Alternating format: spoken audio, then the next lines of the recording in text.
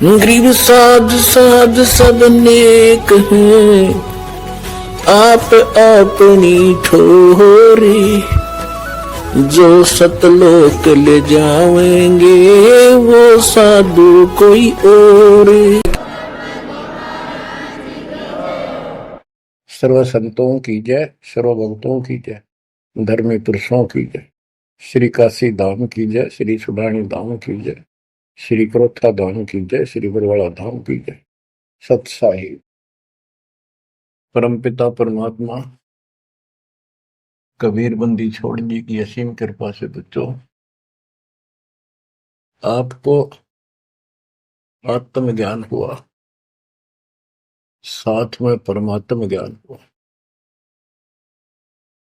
आत्म ज्ञान है कि तू कहां से आया था, कहां से आई थी आत्मा, और मनुष्य जीवन जहां भी तुझे प्राप्त है इससे पहले कहां था। और ये एक सीमित है, चाहे लंबी उम्र मान ले 100 साल भी होगी तो भी मरेगा, फिर कहां जाएगा। कदे सोचा बैठ के, काल इतना टाइम देता नहीं, ये इतनी सोच ले। जैसे कोई विवेकशील है, भगत बतेरे हैं, दास भी उनमें से एक है। एक आधी बढ़िया प्रेरणा होती थी कभी कभी, क्यों के जीवन होया सारा दिन काम करो, पढ़ के सो जाओ, उठते फिर भागो, फिर सारा दिन मारो मार, फिर भागो, और फिर मृत्यु। मरा नहीं ना यहाँ, कामी से ढीठ हो रहे, इन दुखों को कभी कुछ नहीं गिना।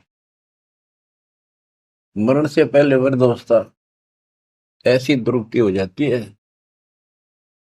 जिनके लिए मरा करता उन भी इकट्ठा हो जाए, आदमी जैसे उकचुक हो जाए, शरीर में कोई दिक्कत हो जाती है।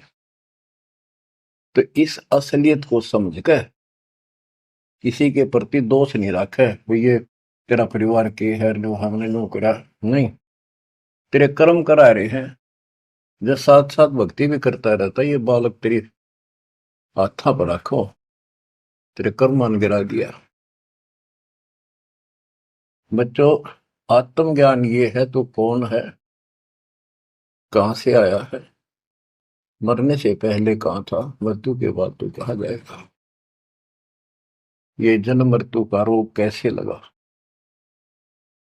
तो ये बताया जाता है कि मनुष्य जीवन बड़ी मुश्किल से मिलता है, और इसमें जो भक्ति नहीं करता वो पहले भी पशु था, हो सकता है कोई अच्छा कर्म कर रखा हो, जन्म भी मनुष्य का हो सकते हैं, और आगे फिर सत भक्ति न करने से फिर पीछे तू पशुआ की जय गद्दा बैल बनाई,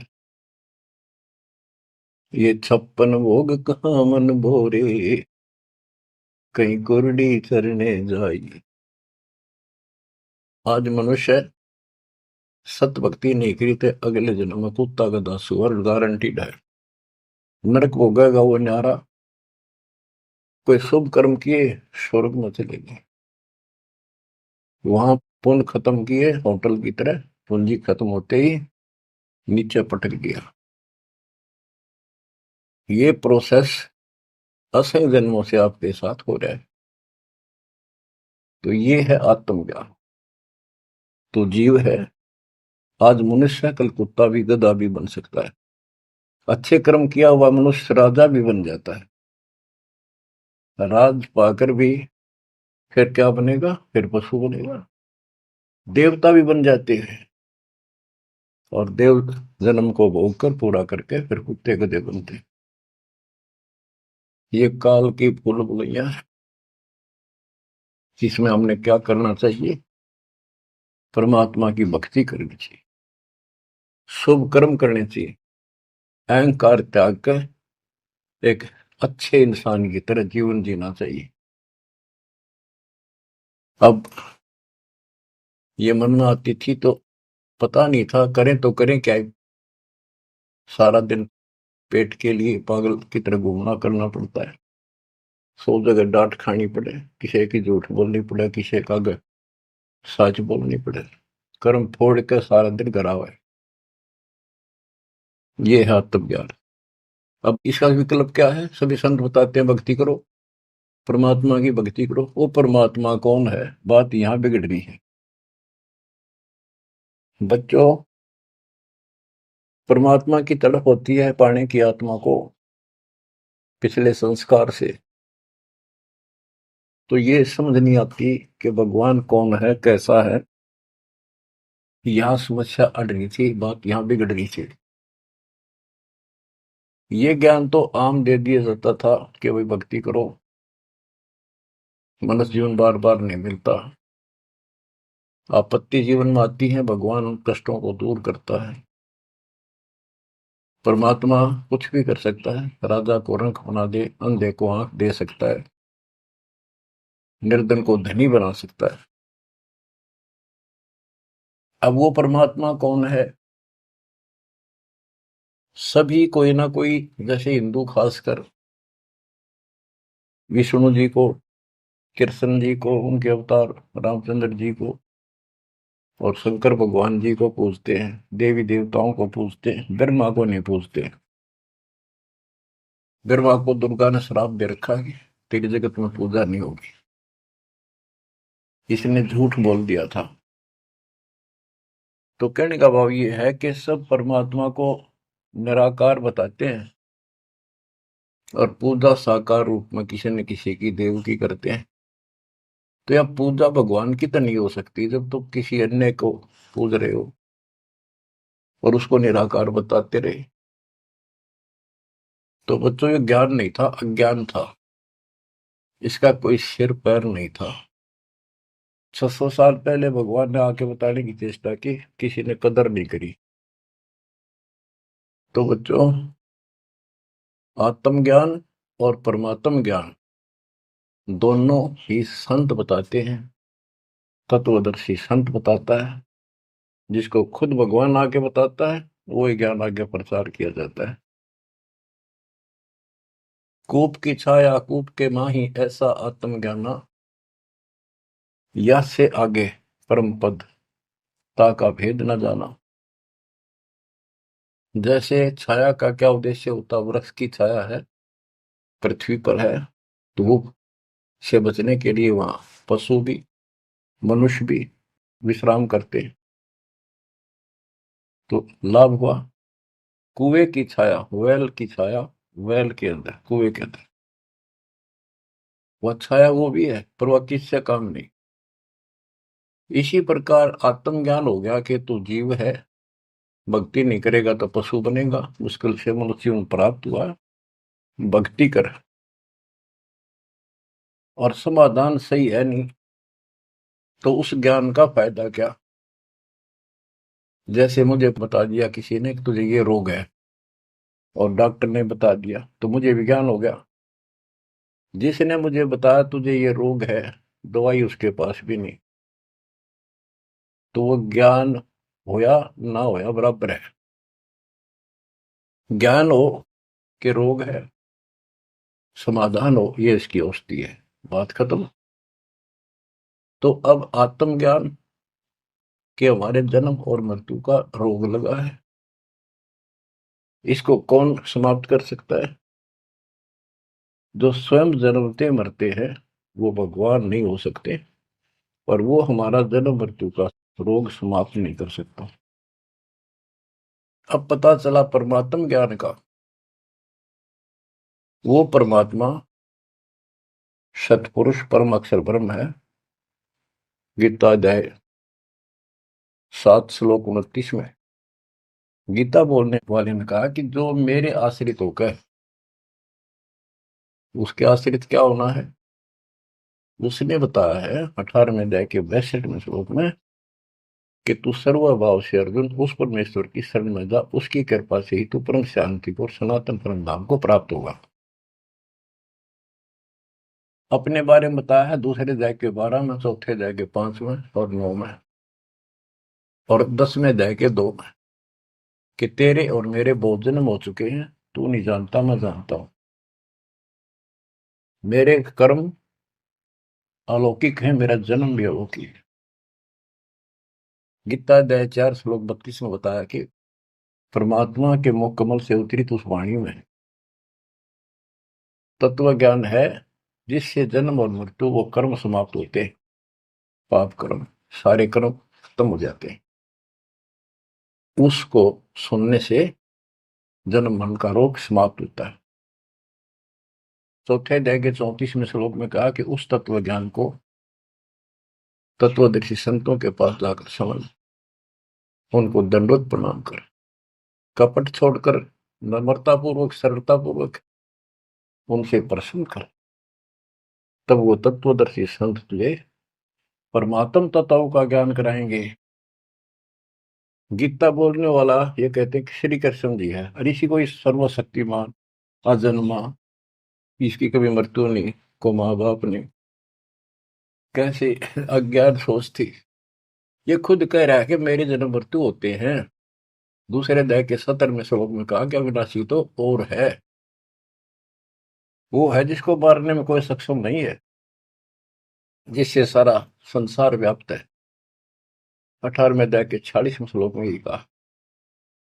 तो बच्चों, अब ये कहा कि ये जो मैंने बताया है, इसने जो ध्यान से सुन लेगा, इसको कर लेगा कि तत्वदर्शी संत की खोज कर लेगा, वो 7वें अध्याय के 29 पे आता हूं। मेरे आश्रित होकर जो जरा और मरण, यानी जरा वृद्धावस्था का दुख, मरण मृत्यु के कष्ट से छुटकारे के लिए, मोक्ष के लिए जो प्रयत्न करते हैं, साधना करते हैं, इस संसार की और किसी वस्तु की इच्छा नहीं रखते, वे तत्ब्रह्म को, संपूर्ण अध्यात्म को, और यानी पूरा तत्व ज्ञान, सूक्ष्म वेद और सभी कर्मों को वो जानते हैं। गीता ने 8वें अध्याय के प्रथम मंत्र में पूछा कि किम तत्परम, वो तत्परम क्या है।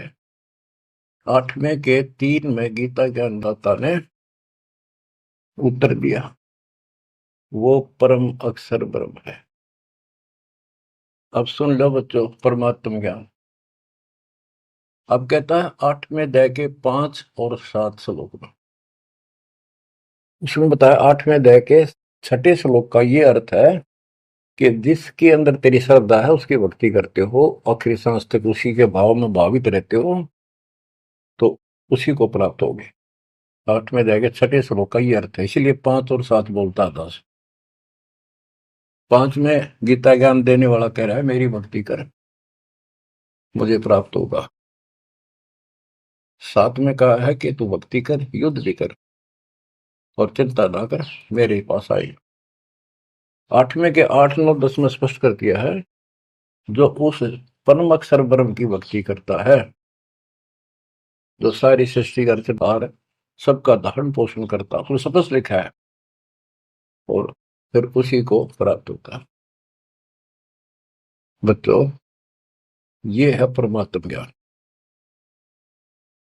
पुण्यात्माओं, भक्ति तुम सभी चाह रहे थे, सभी कर रहे थे, कहीं ना कहीं कोई ना कोई जरूर करते थे।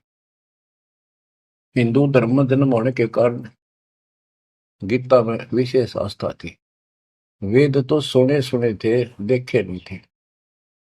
अब वेदों को पहले का कायदा बना दिया मेरे गुरुदेव के आशीर्वाद से, परमपिता परमात्मा के दिए तत्व ज्ञान से। क्योंकि ये ज्ञान सूक्ष्म वेद में सारा लिखा हुआ था। अब तो तुम्हें प्रमाण के लिए दिखाने पड़े हुए कि देखो हमारे भगवान 600 साल पहले जो बात बताया करते, लिखवा कर गए, गरीबदास जी ने 300 वर्ष पहले बताई, वो है कि वही उनसे प्राप्त ज्ञान को आज आप अपने ग्रंथों में देख लो। देखो ये लिखा, ये लिखा, ये लिखा। तब जाकर आपकी सेटिंग हुई है, जब आपका दिमाग सेट हुआ है, सचमुच सही तो कुछ और है न। ये बात तुम सुनते ने कि तब मंदिरा में टाली बजाए जाओ। तो ये परमात्म ज्ञान है। 8वें अध्याय के 13वें श्लोक में गीता बोलने वाला कहता है, ओम इति एकाक्षरम ब्रह्म व्यवहारन मामनुषम यह परियाति तजन देहम स याति परमाम गतिम। मुझ ब्रह्म का केवल एक ओम मंत्र है, एक अक्षर, जो अंतिम सांस तक इसकी भक्ति करता है, मेरे वाली परम गति, यानी ओम से मिलने वाली परम गति प्राप्त होती है, ओम से ब्रह्मलोक प्राप्ति होती है। देखो, सभी शास्त्रों से निष्कर्ष निकाल के, यानी वेद जो होता है, वन में जाता, फॉरेस्ट में, जंगल में, वहां से जो जरूरत है उस जड़ी के, किसी के पत्ते, किसी के बीज, किसी की जड़, वो लाकर औषधि बना के तैयार कर देता है। तो इसी प्रकार दास ने एक औषधि तैयार करी है, इन शास्त्र रूपी गुणों से निकाल निकाल कर वह मूल वस्तु आपको दी है। अब क्या है, श्री देवी भागवत पुराण के अंदर देवी जी, दुर्गा जी, अपने शिष्य, अपने भगत हिमालय राजा से कहती है कि, उसने कहा जी मुझे ब्रह्म ज्ञान बताओ ताकि मेरी मुक्ति हो। तो उसने कहा कि तू फिर और सब पूजा छोड़ दे, मेरी भी छोड़ दे, सब में तो ये आ जाता है, सब छोड़ दे, केवल एक ओम नाम का जाप कर, इसके जाप से तो उस ब्रह्म को प्राप्त होगा जो ब्रह्म लोक में रहता है, तेरा कल्याण हो। तो इति सिद्धम के ओम नाम के जाप से ब्रह्मलोक प्राप्ति है।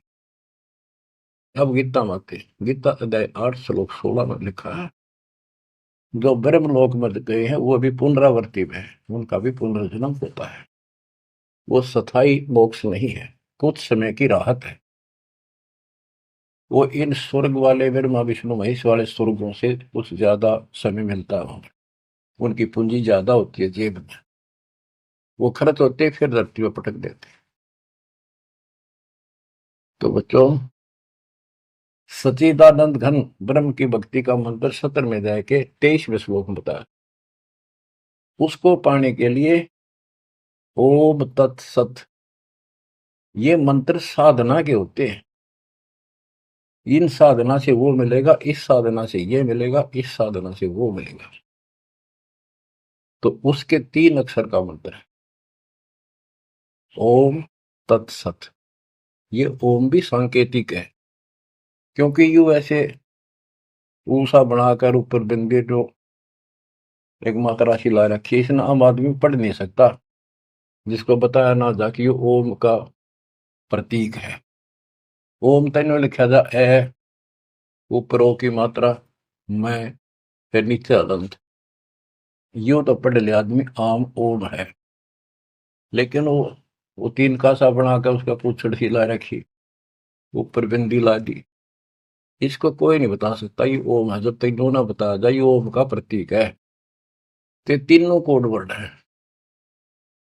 ऐसे ही कुरान शरीफ के अंदर लिखा है कि एन सीन का, उसमें सिर्फ एक एक अक्षर लिखा है इन तीनों मंत्रों का। ए, एन माने ए, काफ माने क, जैसे पंजाबी में हम पढ़ा करते हैं ऊड़ा ईड़ी सस्सा कक्का खग्गा, कक्का माने क, खक्का माने ख, गग्गा माने ग, हिंदी का। इसी प्रकार ये एन सीन काफ, ये उर्दू के, फारसी के